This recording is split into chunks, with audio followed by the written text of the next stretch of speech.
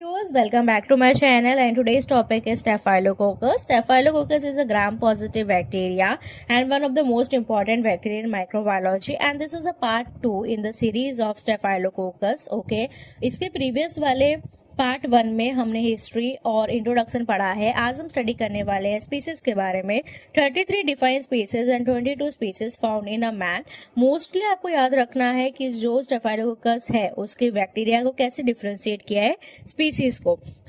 उसको डिफरेंशिएट किया गया है on the basis of coagulase positive के बेसिस पे और कोगुलेस नेगेटिव के बेसिस पे।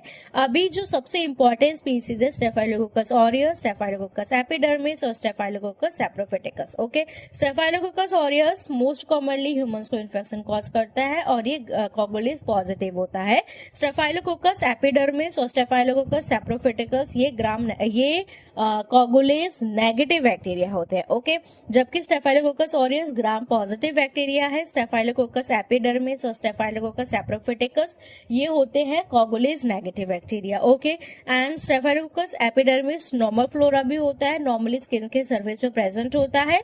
और staphylococcus saprophyticus mainly urine tract infection के लिए रिस्पॉन्सिबल होता है। प्रीडोमिनेटली वुमेन्स के अंदर, टीनेजर्स के अंदर, फीमेल टीनेजर्स के अंदर ये प्रेजेंट होता है। ओके, सो ये आपको बहुत इंपॉर्टेंट है, the classification of staphylococcus species on the basis of coagulase positive और कोगुलेस नेगेटिव। अब हम स्टडी करने वाले मॉर्फोलॉजी के बारे में। मॉर्फोलॉजी मैंने आपको ऑलरेडी बता रखी है कि ये स्पेरिकल होते हैं, राउंड होते हैं, कोकस के होते हैं, 1 माइक्रोमीटर इनका डायमीटर होते हैं और इसका अरेंजमेंट होता है ग्रेप्स लाइक क्लस्टर्स में इसका अरेंजमेंट होता है। आपको ऐसा लगता है जैसे ग्रेप्स के बंचेस है, ऐसे इसका अरेंजमेंट होता है। 3 प्लेन्स में इसका अरेंजमेंट होता है।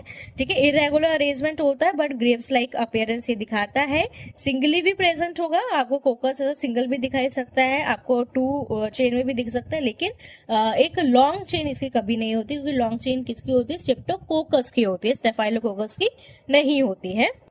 नॉन स्पोरिंग होती है, मतलब ये कोई स्पोर्स नहीं बनाता, कोई एक्सोस्पोर्स या एंडोस्पोर्स नहीं बनाता। नॉन मोटाइल होता है। ठीक है, नॉन मोटाइल का मतलब कि इसके पास कोई फ्लैजेला प्रेजेंट नहीं होता है। नॉन कैप्सुलेटेड होता है। नॉन कैप्सुलेटेड मतलब कि ये कैप्सूल भी कुछ भी प्रोटेक्शन के लिए इसके पास कोई कवरिंग नहीं होती है, कुछ स्ट्रेन को छोड़ के ये ऊपर से कोई ऐसा प्रोटेक्शन नहीं लेता है। नॉन स्पोर फॉर्मिंग होता है, नॉन मोटाइल होता है, यूजली नॉन कैप्सुलेटेड होता है। ओके, कोकस शेप का होता है, ये मैंने आपको बता दिया है।